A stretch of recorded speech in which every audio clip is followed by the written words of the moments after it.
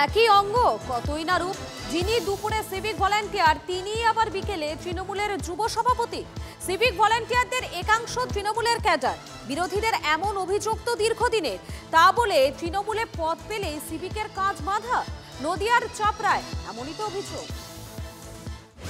Civic volunteer যুব তৃণমূলের block সভাপতি কামারুজ্জামান বিশ্বাসের পদপ্রাপ্তি ঘিরে তোলপাড় নদিয়ার চাপড়া।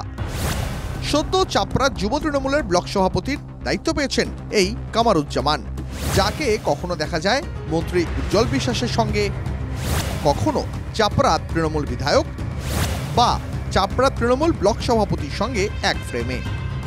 এখানেই শেষ নয়, চাপড়ায় তৃণমূলের মিটিং মিছিলের সামনের সারিতে দেখা যায় এই কামারুজ্জামানকে।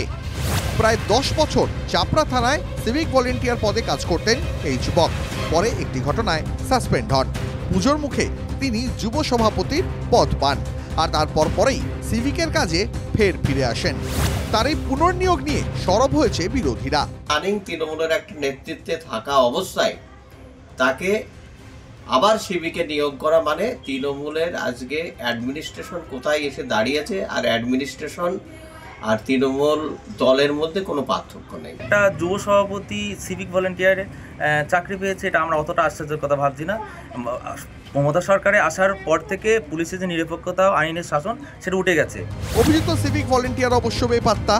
এত বিতর্কের পরেও তৃণমূলের কিন্তু যুক্তি তৈরি। তো দীর্ঘদিন ধরে সে সিভিক ভলান্টিয়ার তো আজকের নয়, অনেক দিন ধরে সিভিক ভলান্টিয়ারের কাজ করে, আর অনেক দিন ধরে কেউ কোনো পার্টিকে সমর্থন করতেই পারে। আমরা যে কোনো তার সাথে এইটা ইস্যুটাকে এক করা, এটা সম্পূর্ণভাবে একটা ভিত্তিহীন অভিযোগ। সিভিকদের একাংশের বিরুদ্ধে রাজনৈতিক যোগের অভিযোগ নতুন নয়, তাই আদালত বারবার নির্দেশ দিয়েছে ভোটের নিরাপত্তায় সিভিক ভলান্টিয়ারদের ব্যবহার করা যাবে না কোনোভাবেই। তাদের দায়িত্ব ট্রাফিক নিয়ন্ত্রণ আর মেলা পার্বণে ভিড় সামলানো। কিছুদিন আগে জলপাইগুড়ি জেলা তৃণমূলের যুব সভাপতির দায়িত্ব পাওয়া রামমোহন রায়ের বিরুদ্ধে ভিলেজ পুলিশ যোগের অভিযোগ ওঠে। তার আগে কালনায় 3 সিভিক ভলান্টিয়ার তৃণমূলের অঞ্চলের দায়িত্ব পান। আর এই আবহে চাপড়ার যুব তৃণমূল নেতার সিভিক ভলান্টিয়ারের পদপ্রাপ্তি ঘিরে বিতর্ক তীব্র। নদিয়া থেকে মহাদেব কুণ্ডুর রিপোর্ট, TV9 বাংলা।